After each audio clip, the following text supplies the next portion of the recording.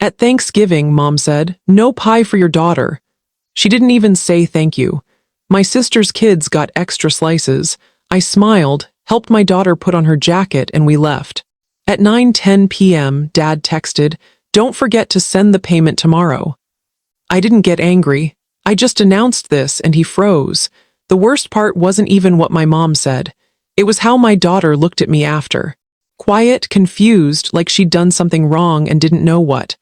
For the rest of the day, I couldn't shake it. I felt embarrassed, not for myself, for her. For letting it happen, for standing there like it was normal, for bringing her into a house that's made it perfectly clear she doesn't belong.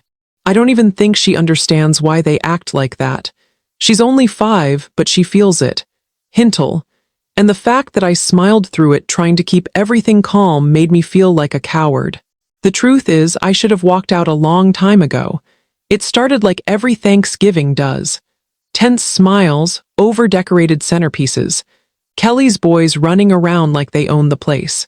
Mom was in her usual high gear, fussing over the gravy, complimenting the kids' little button-up shirts, and barely looking in my direction. My daughter walked in and said hi to her. Nothing, just a glance, then back to the stuffing. Dad didn't even bother getting up from the couch. The Cowboys were on. Second beer already open. I helped my daughter with her shoes and set her puzzle on the end of the table. I brought our own high chair again. Mom always makes a comment. This year it was, "Ah, yes, the throne returns." I don't respond anymore. Dinner was quiet. I sat across from Kelly and her husband. The boys were loud, but everyone laughed at their interruptions like it was charming. My daughter said, "Thank you," before eating. Kelly smiled at her. No one else reacted. The food was decent. I'd helped make half of it the night before, but when my daughter asked if she could have seconds of mashed potatoes, my mom said, "Let's save some for people who eat everything on their plate." Her plate had 2 bites of turkey left. That was it. Kelly's face changed, but she didn't say anything right away. I felt my daughter's hand on my sleeve. She was trying not to look upset. I told her she didn't have to finish anything, that we were fine. After dinner, Mom made a big deal of pie time, announced it like a game show prize. Only for the ones who said thank you, she joked. I should have caught it then. Kelly's boys got 2 slices each with whipped cream and ice cream. My daughter waited quietly. I think she thought they were just going in age order or something. When she stepped forward, Mom looked at her, then at me. She didn't say thank you for dinner. Kelly looked up so fast her fork clattered. She said it. She did. I heard her. Mom was already turning away. Well, I didn't hear it. Maybe next time she'll be louder. No one else said anything. Not Dad, not Kelly's husband. My daughter stepped back without a word. I bent down and zipped up her jacket. We said goodbye only to Kelly, who looked like she didn't know whether to hug me or scream at our mom. We left without a word. All the way home, I stared at the road, trying not to cry. I knew my daughter wasn't asleep yet. I could hear her breathing change when I looked at her in the rear view. She didn't understand why she didn't get pie. She didn't understand what she did wrong. At 9:10 p.m., my dad texted, "Don't forget to send the payment tomorrow." Like nothing happened. Like I was just an ATM with a child he couldn't be bothered to say hello to. I didn't get angry. I didn't respond. I just opened the family group chat the next morning and typed one sentence. "You'll need to figure out your own bills from now on." Dad froze, and that wasn't even the worst part for him. Not yet. The group chat had been silent for about 4 hours after I sent it. That was a record. Usually, if I even hinted that I might change something, especially something involving money, Dad would reply immediately with his usual tone of disbelief, like I was some unreliable assistant, not his daughter. This time, though, nothing. Just the little scene checkmark sitting there taunting me. I left my phone on the counter and tried to focus on making lunch for my daughter. She was sitting at the table drawing something that looked like our house. She drew 3 stick figures, her, me, and our cat. No grandparents, no aunts, no cousins, just us.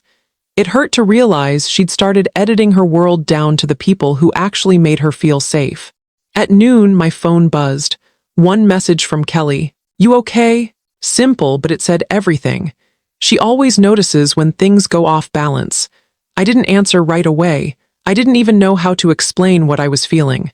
Angry, yes, but mostly disappointed. Not just in them, in myself for still expecting anything different. By 12:43, Dad finally broke the silence. Wait, what's this about? I almost laughed. He knew exactly what it was about. He just couldn't believe I'd actually done it. For years, I'd been paying their bills, their phone plan, their car insurance, my mom's little online shopping subscriptions. They acted like it was the natural order of things. I was the oldest daughter, so apparently that meant I was their built-in financial safety net. When I first started covering things, it was right after my divorce. I thought it would help keep the peace, keep some connection between us. It didn't. It just made me the family accountant they didn't have to thank. My daughter was born and they were polite for maybe a month. Then Mom started making comments about how she had her father's look, which was just her way of reminding me that he'd left. Dad never said anything outright, but his silence was loud enough. They looked at my daughter like she was a walking reminder of the man who disappointed them, and somehow they turned that into my fault. So when he asked, "What's this about?" I typed back one sentence: "I won't be paying anything anymore. Not bills, not extras, nothing. Please plan accordingly." I left my phone on the counter again. 10 minutes later, it started lighting up with calls. I didn't answer any. The last time I tried to explain something to them, it ended with Mom saying I was too emotional and Dad asking if I was seeing someone about that. Finally, another text, this time from Mom. "Really classy of you to make a scene over pie." That line, I stared at it for a long time. That smug little sentence that proved she hadn't heard a single word I'd been trying to say for years. It wasn't about the pie. It was about the fact that she looked my child in the face and decided to humiliate her over nothing just to remind me where we stood in her little hierarchy. I texted Kelly privately. "I'm done. I mean it this time." She replied almost instantly. "Good. So am I." That caught me off guard. Kelly never said things like that. She was the glue, the peacemaker, the one who always found a way to make our parents' behavior sound like it came from a place of love. "What do you mean?" 2 days later, Mom sent me a Venmo request, $50 for household utilities. The note under it said, "Maybe this will jog your memory." I declined it instantly. 10 minutes later, Dad called. I didn't answer, but he left a voicemail, his voice tight and scolding like I was one of his employees. "We had an agreement, Rachel. You don't just walk away from your responsibilities because of some emotional nonsense." That word, responsibilities, stuck in my head all evening.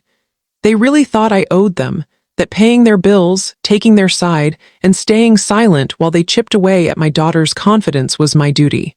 And for so long, I believed it. But not anymore. When I tucked my daughter in that night, she asked if she'd done something wrong at Grandma's.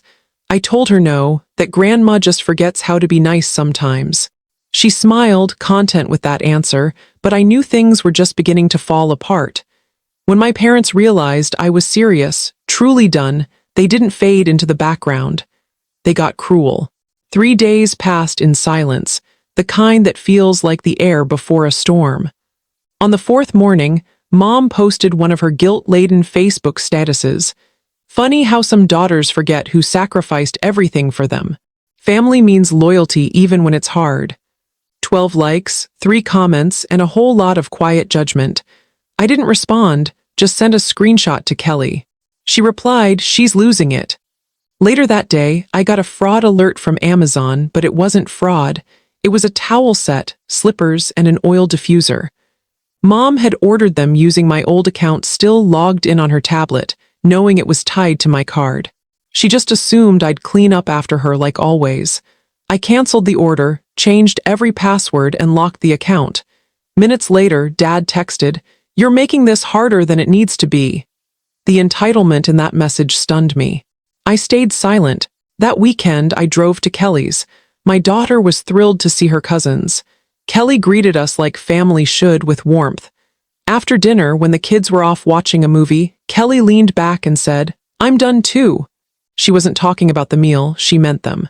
She said she was tired of being the golden child, of smoothing over Mom's barbs and Dad's silences, of being their translator. She admitted she'd always known they treated us differently, but didn't know how to fix it. I thought if I made them happy enough, maybe they'd go easier on you, she said softly. It broke something in me. When I asked what changed, she said, Thanksgiving. She couldn't stop thinking about how Mom looked at my daughter like she didn't even exist. She's 5, Kelly said. She said thank you and Mom ignored her. That was it for her. She'd already canceled their Sunday calls. No more visits, no more pretending. She wanted out. That night, watching our kids asleep on the couch, Kelly said she had one more idea. A dinner, just us, the kids, and our parents. A last chance to make them see what they were losing. I didn't say yes, but I didn't say no either. 2 days later, Dad showed up outside my work. He didn't yell, didn't apologize, just said, "This is going too far. We're your parents." I looked him in the eye and said, "You don't treat me or my daughter like family, you treat us like punishment." He said nothing, just left. That weekend, we went to Kelly's. She'd cooked a full meal, roast chicken, garlic mashed potatoes, mac and cheese, the kind of dinner meant to make things right. My daughter wore the birthday dress Kelly gave her. At 6:12 they arrived. Mom brought pumpkin pie, of course. She barely looked at me, barely greeted my daughter. Dinner started polite, fake smiles and forced laughter, until halfway through, Kelly cleared her throat and said calmly, "I think we should talk about Thanksgiving." Telly didn't flinch. She spoke calmly, but firmly about how my mother had humiliated Rachel's daughter over a slice of pie, about how she had treated her for years. My mom set her fork down. My dad leaned back like he was bracing for impact. "I don't think this is the time or place," my mom started, but Kelly cut her off. "It's the perfect time," she said. "You're in my house. I invited you so you'd finally listen." The color drained from my dad's face. He wasn't used to Kelly being anything but polite. "You treat Rachel like she owes you something," Kelly went on. "You treat her daughter like she's some kind of stain on the family name. It's disgusting." My mom gave a short, bitter laugh. "Oh, come on. That's not fair." Kelly looked straight at her.